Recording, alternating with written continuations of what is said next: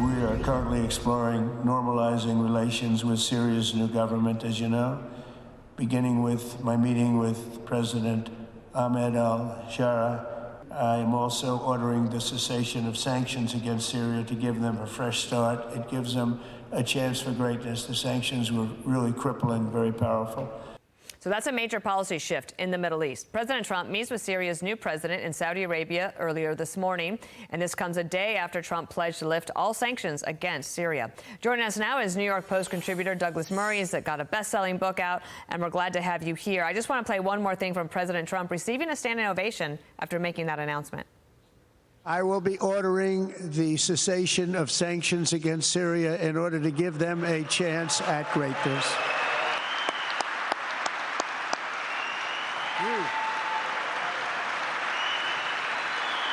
So I say good luck, Syria. Show us something very special. Douglas, you know the region well. Can Syria turn over a new leaf? Is this step one on a new adventure for them? Well, it's an amazing opportunity for Syria, but of course it's one that's going to have to be watched incredibly closely. The sanctions that were in place, US-led sanctions, didn't just exist under the now deposed Bashar al-Assad, but under his father, Hafez al-Assad, the previous dictator of Syria. So these sanctions had existed all of our lives. However, it's clear that Trump is asking, as it were, a quid pro quo from the new regime in Syria. I don't think anyone should be under the illusion that President al-Shara is some kind of moderate, or at least not of the kind we know. He's a former jihadist himself, former member of a jihadist militia group. But President Trump is saying we're going to give them a chance under this new regime. And we'll see. There are an enormous number of tests. Can they normalize relations with Israel? That's one of the longest stretches, but maybe it's possible. There are shorter term ones, like will they stop Hezbollah and other terrorist groups using their country as places from which they can arm other Iranian Revolutionary Government proxies in the region? And again, we'll see.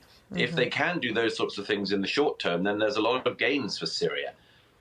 But there's an awful lot of trust that needs to be built up first. There's a lot of that happening across the region. Another piece of the puzzle is that President Trump, one of his crowning achievements of his first term was the Abraham Accords and getting people to come to some sort of agreement at the table. Here's the countries that were a part of that for Arab-Israeli diplomacy: Israel, UAE, Bahrain, Morocco, and Sudan. Yesterday, President Trump called on Saudi Arabia to join them as well. Listen here.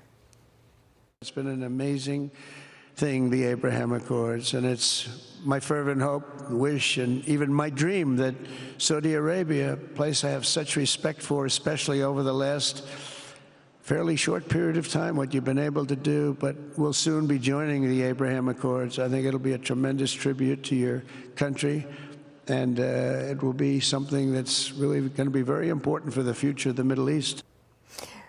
How hopeful do you feel about this possibility of a broader and stronger Abraham Accord? Well, you know, the Abraham Accords are one of the most remarkable diplomatic successes of our lifetimes. The signing of that normalization agreement between Arab countries and Israel was an extraordinary success, led by Jared Kushner and President Trump. Of course, if it had been any other president, by the way, as President Trump has often said himself, he would have got the Nobel Peace Prize for that. But never mind, he didn't.